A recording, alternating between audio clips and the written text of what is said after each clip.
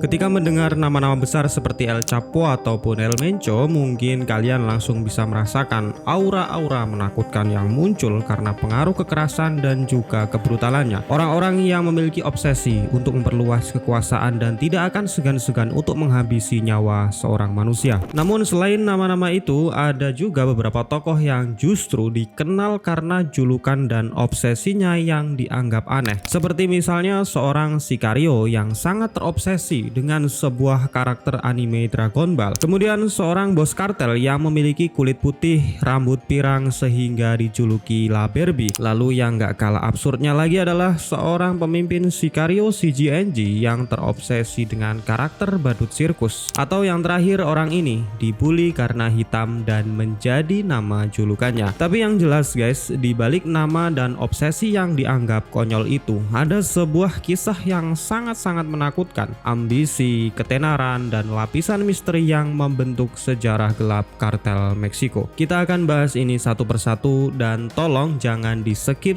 videonya sampai akhir. Seperti biasa, sebelum kita masuk dalam inti videonya, sekali lagi gua ingetin kepada kalian untuk selalu menjaga hati, pikiran, dan juga akal sehat kalian guys. Karena kita akan membahas orang-orang yang tidak punya hati, apalagi perasaan.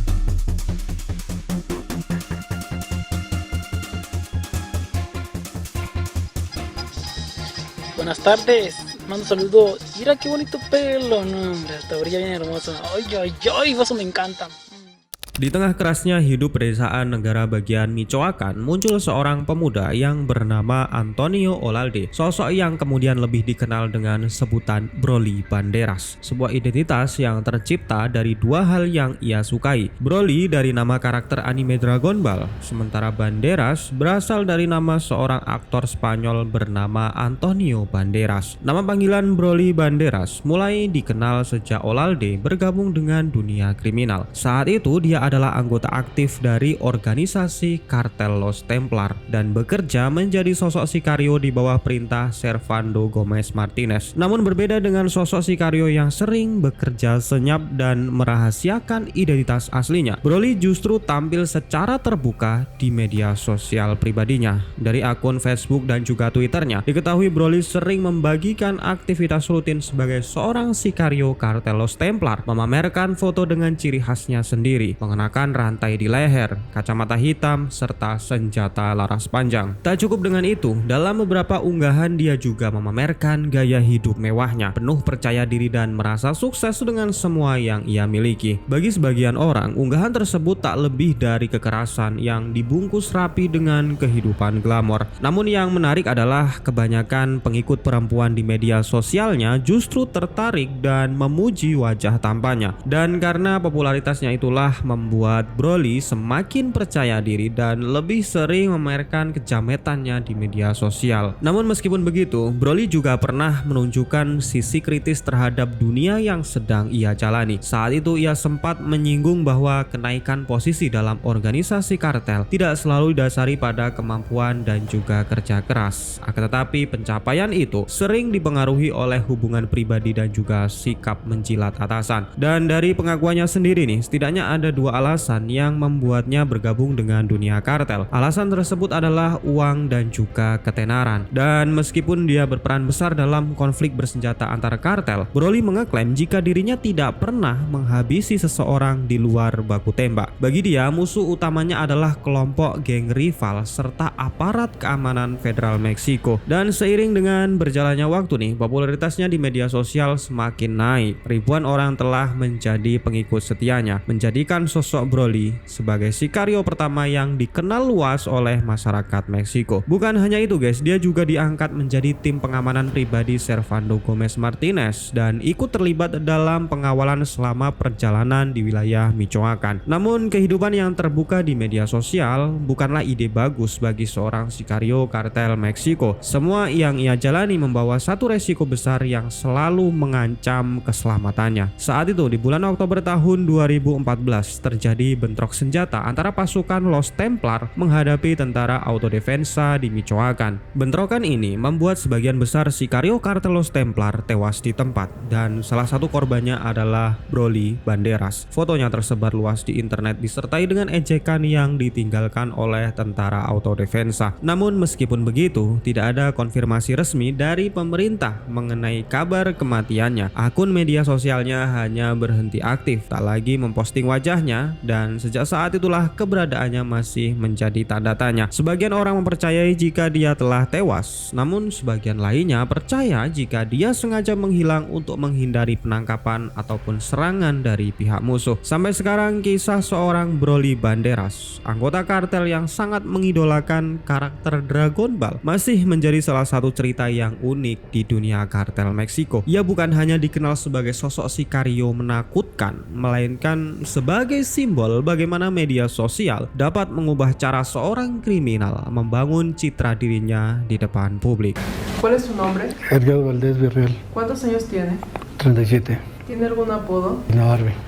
Edgar Valdez Villarreal adalah pemuda yang lahir dari keluarga keturunan Amerika Meksiko. Ia tumbuh di lingkungan kelas menengah, tepatnya di wilayah Laredo, Texas, sebuah tempat yang tak jauh dari garis perbatasan dua negara. Pada masa remaja, Valdez dikenal sebagai siswa yang aktif di bidang olahraga. Dia bermain sebagai linebacker dalam tim football di sekolahnya. Karakternya di lapangan menggambarkan sosok yang keras kepala, berani, dan juga penuh ambisi. Namun ada satu hal yang menarik yang kemudian menjadi julukannya. Penampilan fisiknya cukup berbeda jauh dengan teman-teman sebayanya. Valdez memiliki rambut pirang, kulit putih, dan juga mata biru yang tajam. Penampilannya yang sangat Amerika ini membuat teman-temannya kemudian menjuluki Valdez dengan panggilan Ken, sebuah karakter laki-laki yang menjadi pasangan boneka Barbie. Julukan ini pada awalnya hanya candaan saja di lingkungan sekolahnya. Namun seiring dengan berjalannya waktu, nama itu berubah menjadi identitas yang jauh lebih terkenal ketika dia memutuskan untuk bergabung dengan organisasi kartel Meksiko. Semua itu dimulai pada akhir tahun 90-an. Saat itu Valdez mulai terlibat dalam penyelundupan obat-obatan terlarang ke Amerika. Dia dan teman-temannya membawa ganja melintasi sungai Rio Grande menuju ke Texas. Operasi yang pada awalnya kecil-kecilan berubah menjadi bisnis yang sangat menjanjikan. Keberaniannya dalam mengambil resiko serta cara kerjanya yang efisien membuat namanya dikenal oleh jaringan kartel besar di Meksiko.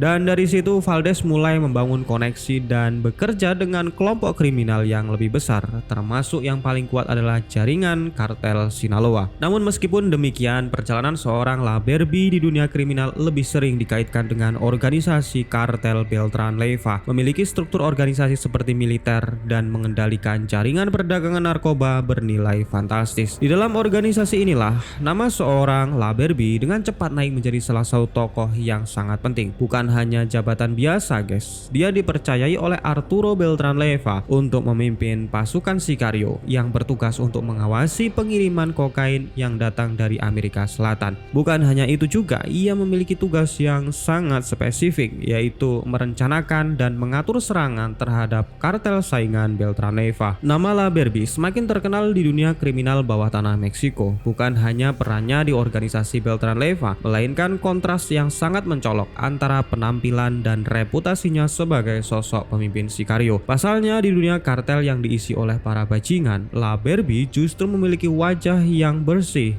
rambut pirang, dan penampilan yang sangat rapi. Auranya bahkan sama sekali tidak mencerminkan jika dirinya adalah sosok yang terlibat dalam kejahatan paling brutal di negara Meksiko. Namun semua itu berubah di tahun 2009 saat dimana pemimpin mereka, aka Arturo Beltran Leyva, tewas dalam bentrok sengit melawan pasukan marinir Meksiko. Kematian itu memicu perebutan kekuasaan di dalam tubuh organisasi. La Barbie yang saat itu ingin mengambil alih kekuasaan harus berhadapan dengan saudara Arturo, aka Hector Beltran Leyva. Persaingan ini menimbulkan konflik internal dan memecah kartel Beltran Leyva menjadi beberapa kelompok yang saling bermusuhan. Dalam kondisi yang semakin kacau itulah La Barbie membentuk faksi kartelnya sendiri dengan mengumpulkan orang-orang yang masih setia dengannya. Ia mencoba untuk mempertahankan pengaruhnya di bawah tekanan dari kartel lain dan operasi besar-besaran pihak keamanan Meksiko. Namun karena kalah pamor, nama seorang La Barbie pada akhirnya semakin meredup, dan setelah menghilang lebih dari 1 tahun, La Barbie pada akhirnya ditangkap oleh pihak keamanan Meksiko pada bulan Agustus tahun 2010.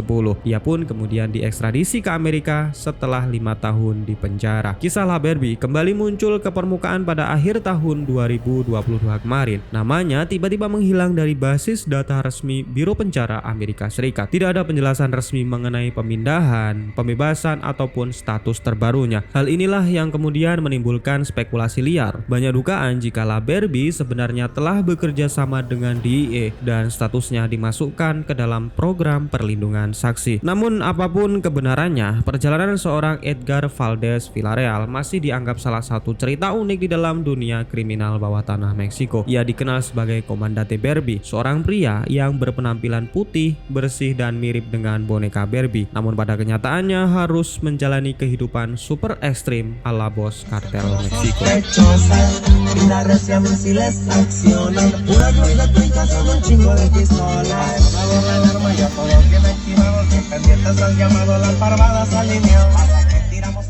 Dalam budaya modern, badut tidak hanya menggambarkan suasana senang dan gembira, melainkan sosok yang seringkali dianggap menyeramkan. Itu mungkin karena beberapa film horor sering menggunakan sosok badut sebagai tokoh yang jahat. Misalnya Joker ataupun badut pembunuh di dalam novel It karya Stephen King. Namun bagaimana sekarang kalau tokoh badut itu menjelma sebagai sosok sikario kartel yang sering membuat video-video horor seputar penyiksaan? Kalau masalah video-video penyiksaan mungkin kalian langsung paham guys, kartel mana yang menjadi dalang utamanya. Kelompok tersebut tak lain tak bukan adalah kartel Jalisco Nueva Generación aka CJNG, organisasi kartel paling kuat dan paling brutal di Meksiko saat ini. Dan meskipun pemimpin kelompok ini baru saja ditumbangkan, tidak menutup kemungkinan jika CJNG akan bangkit menjadi organisasi yang lebih mengerikan. Pasalnya CJNG adalah kelompok yang dibangun dari struktur yang mirip dengan militer. Mereka memiliki pasukan bersenjata lengkap, terlatih, dan mahir menggunakan alat-alat pertempuran modern seperti drone kamikaze, peluncur roket, RPG, serta masih banyak lagi. Dan satu hal lain yang menjadi ciri khas dari kelompok ini adalah mereka hanya mau merekrut orang-orang psikopat yang mau menghabisi nyawa seorang tanpa kompromi. Bahkan ada satu video yang pernah gua tonton, para rekrutan baru kartel CJNG dipaksa untuk memakan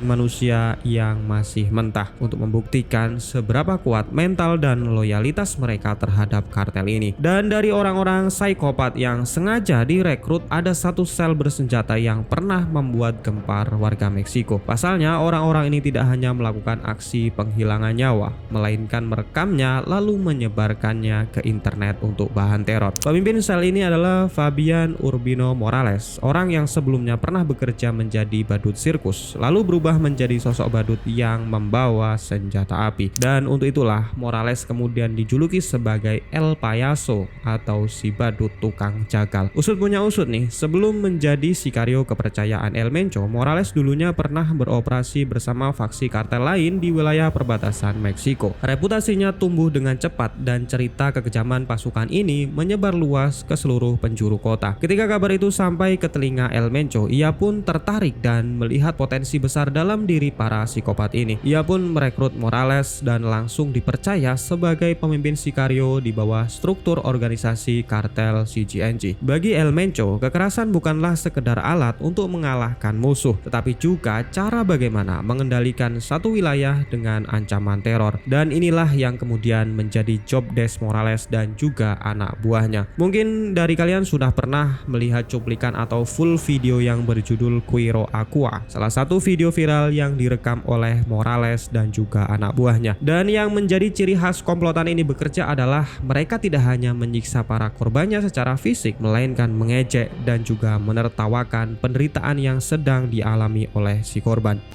Agua? Dime recio. Que me digas con la boca.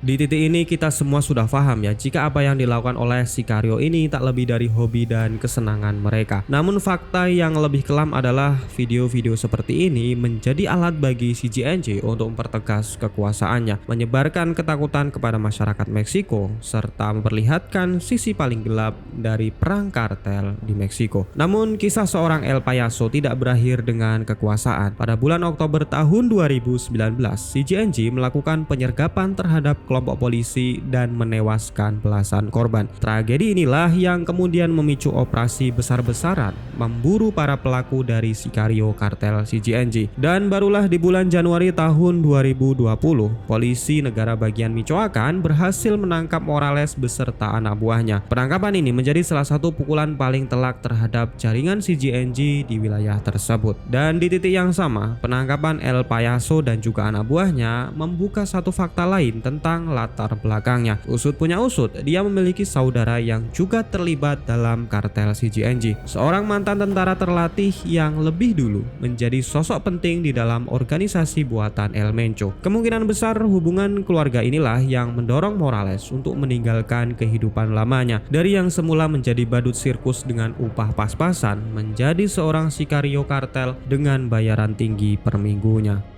Buenas noches a todos. Di dalam dunia kejahatan kartel Meksiko, beberapa nama yang terkenal karena pengaruh kekerasan dan juga kekuasaannya. Namun ada pula sosok yang menjadi legenda disebabkan karena kemampuannya bergerak di balik layar. Di zaman modern ini kita mengenal sosok El Mayo Zambada, sosok misterius yang selalu menjadi bos bayangan di balik suksesnya kartel Sinaloa. Namun jauh-jauh sebelum itu ada sosok yang lebih melegenda guys, sosok yang terkenal dengan tenang dan sering menjadi penengah konflik antar kartel. Sosok ini bernama Juan Jose Espargoza Moreno aka El Azul. Orang ini lahir pada tanggal 3 Februari tahun 1949 di Sinaloa, sebuah wilayah yang terkenal karena melahirkan tokoh-tokoh besar dan berpengaruh di dunia kartel Meksiko. Dan fakta menariknya adalah perjalanan hidupnya tidak langsung dimulai dari dunia kriminal, melainkan di awal karirnya Juan Jose adalah seorang anggota DVS, sebuah lembaga keamanan negara Meksiko di era tahun 1970-an. Di saat itu DVS sering dianggap sebagai lembaga terkorup di Meksiko. Mereka dinilai banyak menerima uang suap dari pihak kartel dan sering menggunakan wewenangnya untuk keuntungan pribadi. Dan di titik inilah para pejabat kotor seperti El Azul mulai membangun koneksi dengan bos kartel yang kelak membawanya masuk lebih dalam ke dunia bisnis narkoboy. Julukan El Azul bukan dari seberapa sering orang ini menenggak minuman alkohol dari tequila, melainkan karena warna kulitnya yang gelap hitam sampai-sampai terlihat kebiruan. Ciri fisik yang unik inilah membuatnya mudah dikenali oleh orang-orang di lingkungan kartel. Dan meskipun tidak terkenal Joaquin El Chapo Guzman atau El Mayo Zambada, perannya di dalam kartel Sinaloa dianggap sangat penting karena lebih banyak bekerja di balik layar. Di akhir tahun 1970-an, Juan Jose dianggap ikut terlibat dalam pembentukan kartel Guadalajara, organisasi kriminal besar yang menjadi pelopor model perdagangan narkoboy modern di Meksiko. Bersama dengan tokoh-tokoh penting seperti Miguel Angel Félix Gallardo, Ernesto Fonseca Carrillo, dan Rafael Caro Quintero. Mereka membangun jaringan yang menghubungkan produsen narkotika dari Amerika Latin menuju ke pasar bebas Amerika Serikat. Di fase itulah mereka juga bekerja sama dengan kelompok penyelundup dari Kolombia, para militan dan tentara pejuang kemerdekaan untuk mendapatkan keuntungan besar dan memperluas pengaruhnya di pasar gelap Amerika. Namun alih-alih bekerja dengan gaya barbar dan agresif,